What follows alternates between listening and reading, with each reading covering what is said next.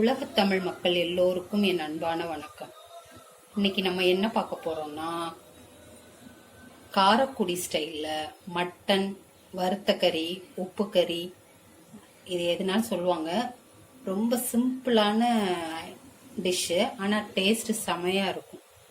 இது நம்ம ஒரு தடவை நீங்களும் இந்த மாதிரி செஞ்சு பாருங்க, செம்ம டேஸ்டா இருக்கும். இப்ப இதை எப்படி பண்ணலான்னு பார்க்கலாம். முதல்ல அதுக்கு தேவையான பொருட்கள் என்னென்னு பார்த்துடலாம். சின்ன வெங்காயம், இதுக்கு ரொம்ப டேஸ்ட் கொடுக்கறது சின்ன வெங்காயம் தான். சின்ன வெங்காயம் ஒரு 1/4 கிலோ கிட்ட உரிச்சு வச்சிருக்கிறேன். பூண்டு நீங்க அளவு பார்த்துக்கோங்க. பூண்டு ஒரு 150 கிராம் இருக்கும்னு நினைக்கிறேன். வத்தல் ஒரு 15-20 வத்தல் கிட்ட. நாங்க கொஞ்சம் காரம் நிறைய சாப்பிடுவோம், அதனால நான் நிறைய வத்தல் எடுத்திருக்கேன். தாளிக்கிறதுக்கு கருவேப்பிலை, பட்டை, இந்த இலை மட்டும் போடுவாங்க, பிரியாணி இலை. அப்புறம் மட்டன் 1/2 கிலோ. இதை போன்லெஸ்ஸா எடுத்து வச்சுக்கணும். போன்லெஸ்ஸா கொஞ்சம் சின்ன சின்னதா கட் பண்ணி வச்சுக்கோங்க. சோம்பு, சீரகம், மஞ்சள் பொடி, மிளகா பொடி தேவைன்னா போட்டுக்கலாம், இல்லைன்னா விட்டுடலாம். மெயினா மிளகா வத்தலோட காரம் மட்டும்தான் இந்த டிஷ்ஷுக்கு. நல்லெண்ணெயில செஞ்சாதான் நல்லா இருக்கும். இப்ப இதை எப்படி பண்ணலான்னு பார்க்கலாம். ஸ்டவ் ஆன் பண்ணி ஒரு குக்கர் எடுத்து வச்சுட்டேன். நல்லெண்ணெய் ஊற்றிக்கலாம். இது கொஞ்சம் தாராளமாகவே ஊற்றிக்கலாம். நான் ஒரு 5-6 ஸ்பூன் கிட்ட ஊற்றிக்கிறேன்.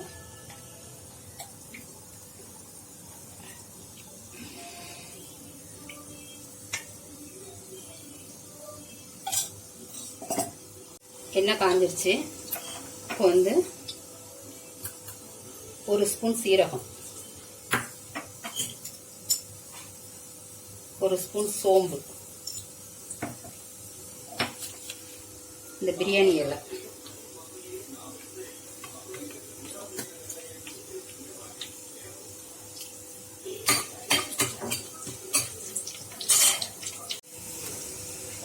லைட்டா பொரிஞ்சோடனே கருவேப்பிலை, காஞ்ச இதுக்கு மெயினாக அந்த குண்டு வத்தல் போட்டால் தான் ரொம்ப நல்லா இருக்கும், நீல வத்தலை விட. அதனால நீங்கள் குண்டு வத்தல் உங்களுக்கு கிடைச்சா அதை வச்சு ட்ரை பண்ணுங்க. லேசாக அந்த காஞ்ச மிளகா லைட்டாக பொரிஞ்ச உடனே, லைட்டாக கருப்பாக ஆரம்பிச்ச உடனே நம்ம எடுத்து வச்சிருக்கிற இந்த வெங்காயமும் பூண்டையும் போட்டுருவோம்.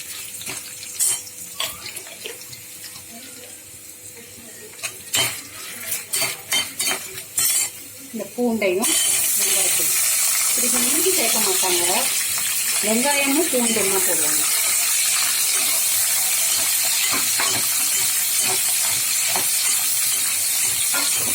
வெங்காயம் பூண்டு உரிக்கிற வேலை மட்டும்தான் உங்களுக்கு. மற்றபடி இந்த டிஷ் பண்ணுறதுக்கான வேலை ரொம்ப சிம்பிள் தான். வெங்காயம் பூண்டு நீங்கள் கொஞ்சம் முத நாளே வாங்கி உரிச்சு வச்சிட்டிங்கன்னா டக்குன்னு பண்ணிடலாம்.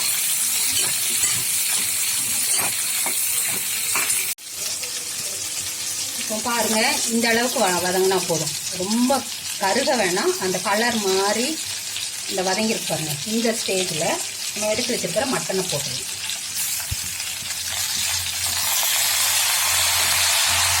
இது பழைய சாதத்தோடு சாப்பிட்டீங்கன்னா, தண்ணி சாதத்தோடு சாப்பிட்டீங்கன்னா ரொம்ப டேஸ்டாக இருக்கும்.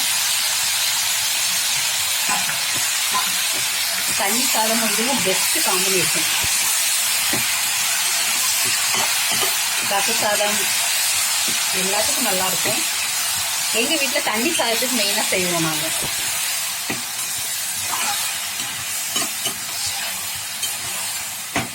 இதை கொஞ்சம் நல்லா வதங்கினதுக்கப்புறமா தேவையான உப்பை போட்டு மூடி வச்சிட வேண்டியதான். மூடி வச்சு நம்ம மட்டன் எவ்வளோ வேகணுமோ ஒரு 5 விசில் வச்சுட்டு ஒரு 5 நிமிஷம் நல்லா சிம்மில் வச்சிங்கன்னா நல்லா வெந்துடும். 5 விசில் வைக்கணும். வச்சுட்டு அதுக்கப்புறமா நல்லா சிம்மில் வச்சிடணும். சிம்மில் 5லேருந்து ஒரு 7 நிமிஷம் வரைக்கும் கூட வைக்கலாம். வச்சுட்டு ஃபுல்லாக ஸ்டீம் போனதுக்கப்புறம் எடுத்திங்கன்னா கரெக்டாக இருக்கும். பொதுவாக இந்த டிஷ்ஷில் மஞ்சள், மிளகா பொடி எதுவுமே போட மாட்டாங்க. இப்போ நம்ம இந்த கொரோனா பீரியடில் நான்வெஜ்லலாம் கொஞ்சம் மஞ்சள் நிறைய சேர்த்து சமைக்க சொல்கிறதுனால நான் லைட்டாக மஞ்சள் பொடி போடுறேன்.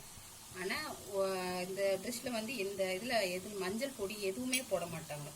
நான் லைட்டாக இன்னைக்கு போட்டிருக்கேன். ஆனால் நீங்கள் அந்த மாதிரி மஞ்சள் சேர்க்காம கூட செஞ்சு பாருங்கள். இதில் வந்து நம்ம காரம் வந்து ஏற்கனவே போட்டுக்கோம். இந்த மிளகா பொடி லைட்டாக போட்டோன்னா கொஞ்சம் லைட்டாக கலர் வரும். அதாச்சும் பேருக்கு ஒரு 1/2 டீஸ்பூன் போட்டிருக்கேன். ஆனால் காரம் வந்து மெயினாக நம்ம காஞ்ச மிளகாவோட காரம் தான், அதுதான் இதுக்கு மெயின். லைட்டாக சும்மா ஒரு பேருக்கு மஞ்சள் பொடி போட்ட அளவுக்கு தான் போட்டுக்கேன் நான். போட்டு அவ்வளோதான். இல்லை நம்ம தேவையான அளவு தண்ணியை ஊற்றிட்டு இப்போ நல்லா வேக விட்டுலாம். உப்பு போட்டுருணும். நான் கல் உப்பு தான் யூஸ் பண்ணுவேன்.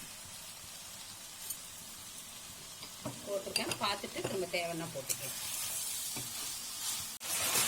தண்ணி ஊற்றிட்டு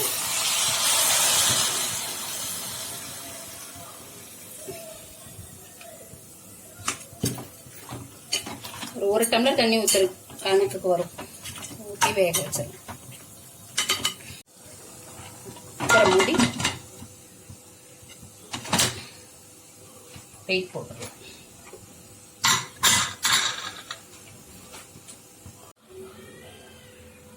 இப்போ 5 விசில் வச்சு 5 நிமிஷம் வச்சு எடுத்தாச்சு. ஓப்பன் பண்ணி பார்த்துடலாம். பார்த்தீங்களா, இது வந்து இப்படி கொஞ்சம் தண்ணியா இருக்கும். இப்போ நம்ம வந்து மறுபடியும் ஆன் பண்ணி கொஞ்சம் ஓப்பனாகவே வச்சு கொதிக்க விட்டோம்னா நல்லா ட்ரை ஆயிரும். இப்படி கொஞ்சம் மசிச்ச மாதிரி விட்டிங்கன்னா அந்த வெங்காயம் பூண்டு எல்லாம் சேர்ந்து மசிஞ்சு வந்துடும்.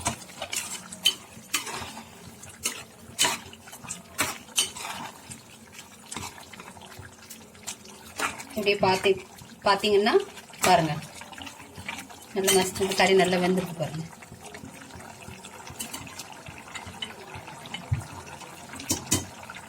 இப்போ நீங்கள் நல்லா அந்த மாதிரி மசிச்சு ஃபுல்லாக அந்த தண்ணி வத்துறதுக்கும் அப்படியே அந்த எண்ணெயாக மிதந்துட்டு வரும். அதுதான் ஸ்டேஜ். இப்போ பார்க்கலாம். நான் குக்கர்லேருந்து ஒரு கடாய்க்கு மாற்றிட்டேன். இது எப்படி வத்தி அந்த இது ஃபுல்லாக எல்லாம் ஒன்று சேர்ந்து எப்படி வந்திருக்குன்னு பாருங்கள். இதுதான் ஸ்டேஜ். இப்போ நம்ம இதை வேறு பாத்திரத்துக்கு மாற்றிக்கலாம்.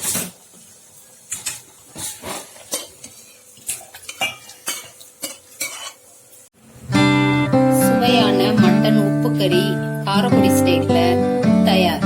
நீங்களும் இதை வீட்டில் செஞ்சு பாருங்க, என்ஜாய் பண்ணுங்க. தேங்க்யூ.